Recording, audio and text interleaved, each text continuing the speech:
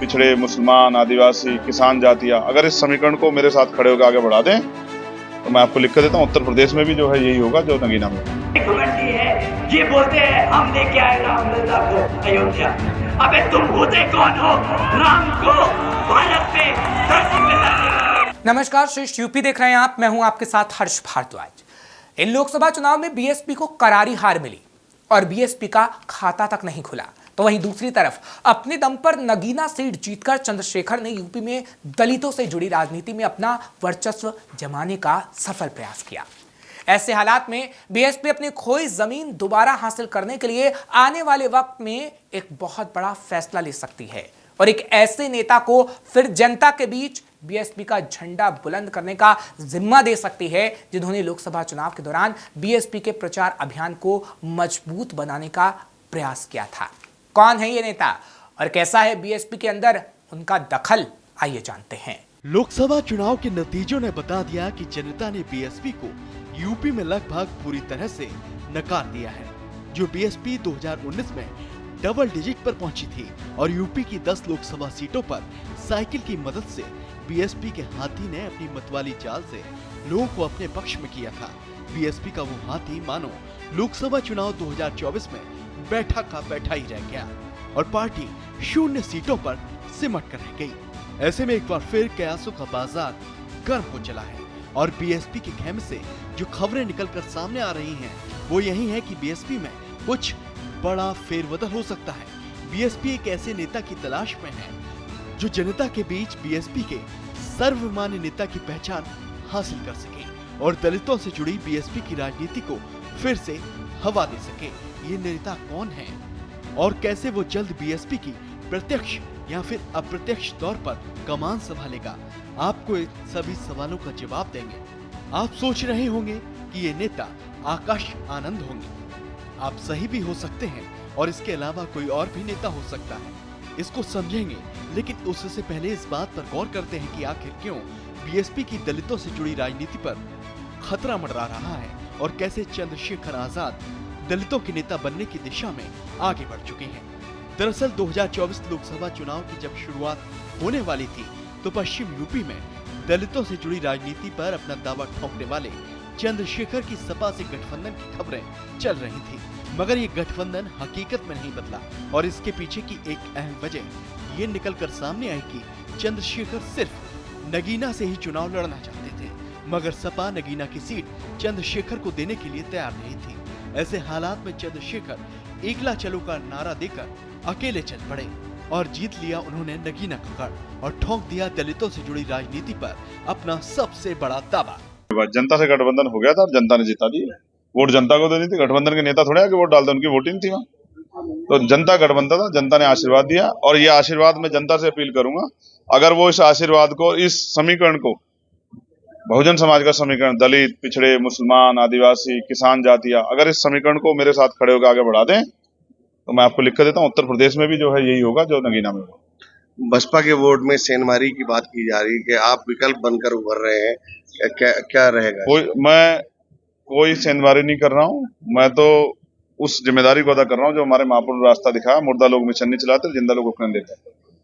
जनता ने, नगीना की जनता ने सबको जवाब दिया। मैं भीम आर्मी आजाद समाज में एक कार्यकर्ता धन्यवाद देता हूँ जिन्होंने वहां मेहनत की। चंद्रशेखर जीते हैं और जीते भी उस सीट से हैं जो कि सुरक्षित सीट थी।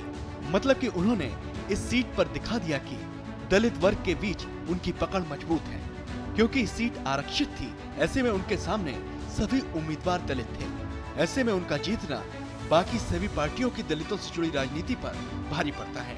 ऐसे में सवाल है कि चंद्रशेखर को रोकने के लिए बीएसपी अब किस नेता को अहम जिम्मेदारी सौंपने वाली है। तो चलिए इस सवाल का जवाब भी हम आपको बता ही देते हैं। दरअसल लोकसभा चुनाव की शुरुआत से पहले मायावती ने अपने भतीजे आकाश आनंद को पार्टी का नेशनल कोऑर्डिनेटर नियुक्त किया था और अपना उत्तराधिकारी भी उन्हें बनाया था और बुआ से मिली इस जिम्मेदारी को आकाश आनंद ने बेहद संजीदगी से निभाया भी। जनसभा में विरोधियों पर जमकर गरजे, दलितों के मुद्दों को उन्होंने जोश के साथ उठाया और उनकी जनसभाओं में उमड़ी भीड़ ने उन पर भरोसा जताया। दलितों के साथ साथ अन्य वर्गों को भी साधने की उन्होंने अच्छी खासी कोशिश भी की। परंतु जब ये मन से हिंदू मुसलमान के लिए भड़काऊ भाषण देते हैं तो इलेक्शन कमीशन जैसे आंखों पे पट्टी बांध कर खड़ा हो। कोई बात नहीं, वोट पड़ने दीजिए, ये बहुजन समाज तुम्हारी औकात दिखा देगा। इस पर मंदिर इन्होंने नहीं, सुप्रीम कोर्ट ने बनवाया है। सुप्रीम कोर्ट ने ऑर्डर दिया राम मंदिर का, बीजेपी ने नहीं। उसके पैसे भी भारत की जनता ने दिए, बीजेपी ने नहीं। इनसे सवाल करिए कि तुम किस बात का राम मंदिर का क्रेडिट मांगते हो। ये इतने घमंडी है, ये बोलते हैं हम लेके आए रामलला को अयोध्या। अबे तुम होते कौन हो राम को भारत में धरती पे लाने वाले? वो भगवान है, भगवान। आकाश आनंद चुनाव प्रचार के दौरान बेहद जोश से भरे हुए दिख रहे थे और माना जा रहा था कि वो यूपी में दलितों से जुड़ी राजनीति के पोस्टर बॉय बनने वाले हैं। लेकिन इसी बीच आकाश आनंद जोश में होश खो बैठे और सीतापुर में वो कुछ विवादास्पद बयान दे बैठे। उनके खिलाफ एफआईआर हुई और कुछ दिनों के अंदर बीएसपी सुप्रीमो ने आकाश आनंद की बयानबाजी पर कार्रवाई करते हुए उन्हें नेशनल कोऑर्डिनेटर पद से हटा दिया। साथ ही उत्तराधिकारी के पद से भी उनकी छुट्टी कर दी गई। और इस कार्रवाई का कारण मायावती ने जनता को जो बताया वो ये था कि अभी आकाश आनंद मैच्योर नहीं हुए हैं। तो दूसरी ओर उस वक्त आकाश आनंद पर बीएसपी की ओर से हुई कार्रवाई के पीछे मायावती ने जो कारण बताया उससे इतर सियासी गलियारों में अंदर खाने ये खबरें उड़ रही थी कि आकाश आनंद को जिस तरीके से जन समर्थन मिल रहा था वो बीजेपी को पसंद नहीं आया और बीजेपी के इशारे पर आकाश आनंद का कद और उनकी भूमिका बीएसपी ने सीमित कर दी। खैर इन दावों में क्या सच है क्या झूठ, इस पर कुछ कहा नहीं जा सकता, लेकिन हकीकत यही मानी गई और यही दिखी कि मायावती ने आकाश आनंद के पर कदर दिए। ऐसे हालात में जो बीएसपी लोकसभा चुनाव के शुरुआती चरणों में आकाश आनंद के दम पर जनसभाओं में विजयी माहौल सेट करने की ओर बढ़ रही थी, वो अचानक औंधे मुंह गिर गई। आकाश आनंद की अनदेखी होते देख बीजेपी के प्रचार अभियान को बड़ा झटका सा लग गया और इसका नतीजा आज आपके सामने है, जिसके चलते अब माना जा रहा है कि मायावती जिस नेता के जरिए फिर से बीएसपी को जमीन पर मजबूत करने का ख्वाब देख रही हैं, वो कोई और नहीं उनके भतीजे आकाश आनंद ही हो सकते हैं। मायावती एक बार फिर आकाश आनंद को बड़ी जिम्मेदारी दे सकती हैं और आकाश आनंद जल्द ही बीएसपी के पोस्टर बॉय बन सकते हैं ताकि चंद्रशेखर के दलितों के बीच बढ़ते दखल को रोका जा सके। साथ ही साथ जो दलित वर्ग से जुड़ा वोटर्स लोकसभा चुनाव के दौरान बीएसपी से छिटक कर कांग्रेस, सपा और बीजेपी के बीच बढ़ता नजर आया, उसे एक बार फिर बीएसपी के साथ जोड़ा जा सके।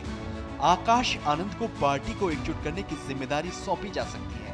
साथ ही आकाश आनंद को जनता के बीच बीएसपी की पकड़ मजबूत करने के लिए, जमीन पर काम करने के लिए बीएसपी पहले से ज्यादा मजबूत भूमिका में उतार सकती है। साथ ही साथ बीएसपी के संगठन में कुछ और बड़े बदलाव हो सकते हैं और आकाश आनंद के अलावा भी कई नेताओं पर बीएसपी दांव चल सकती है। फिलहाल ऐसी और खबरों के लिए आप देखते रहिए श्रेष्ठ यूपी। यूपी की हर खबर देखने और उनसे अपडेट रहने के लिए हमारे चैनल श्रेष्ठ यूपी को सब्सक्राइब और लाइक करें। साथ ही बेल आइकन को दबाना ना भूलें, जिससे हमारे हर वीडियो की जानकारी आप तक पहुंचती रहे।